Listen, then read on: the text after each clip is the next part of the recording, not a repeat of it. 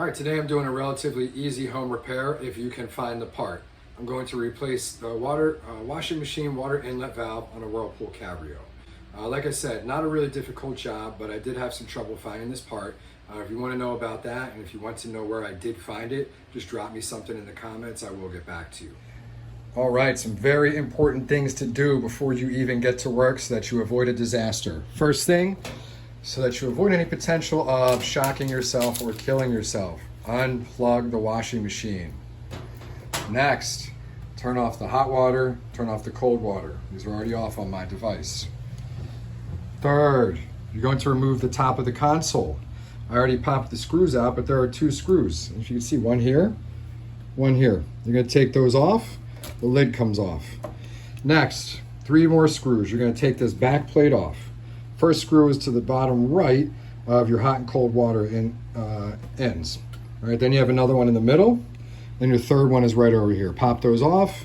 Take off your hot and cold water. Your water should be off. Have a bucket under here because there's going to be some water left over and it's going to drip. Once you do that, then we're going to get to work inside of here. So go ahead, get that done, come back, and we'll keep going. So what you're going to do now, you're going to remove these 3 connectors here, all right?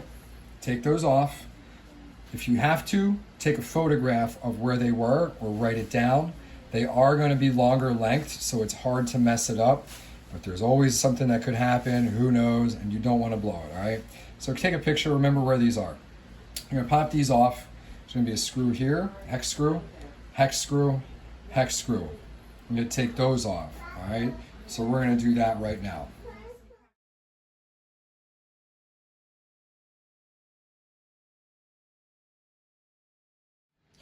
Okay, so now you see I took off the connectors. Remember to keep these dry. Let's keep these out of the way.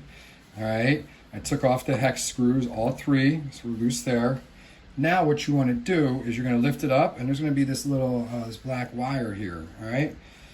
What you're going to do is pop that off because you're not keeping this piece here, all right? There's going to be a little clip. I'm going to keep that dry as well. You're going to pop that off, and then I'll come back and we'll install the new piece. All right, so there's something I want to show you for when you're taking this apart. In order to get out this small piece here, there's a little lever right here. You just pull back slightly. I wish I could show you better. Right here, pull it back. All right, and that'll release that. So now, to install it, we're just going to work backwards with the new part. I'll be right back. All right, so here is the new piece. Looks just like the old piece. And I never thought I'd be so excited for this, but here we are. All right, so what we're going to do is just move backwards the way we did it. So we're going to put this part back in. It's pretty obvious how it fits in because the wires only fit out one way. All right, so we're going to set that back in there. Clicks into place. Oh, okay. We're going to tuck that wire up like we did on the other one. There's a little spot there for it. All right, so we have that tucked up here. Next step is we're going to seat this into place. And it should click when put into the proper location, all right? So we're gonna do that right now.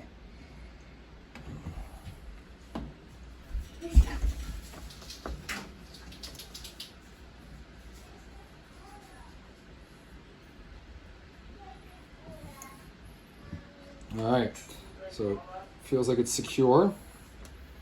Everything popped into place like it should. All right, now, while these are out of the way, we're going to secure it back down. We have 3 hex screws, right?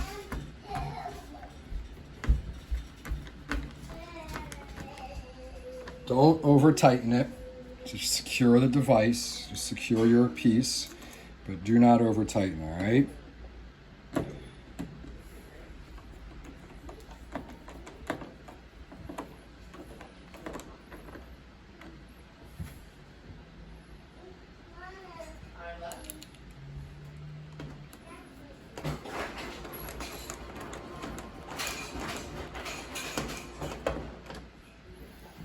Okay, everything's in place. Now we put these back on. I'm going to put them into place.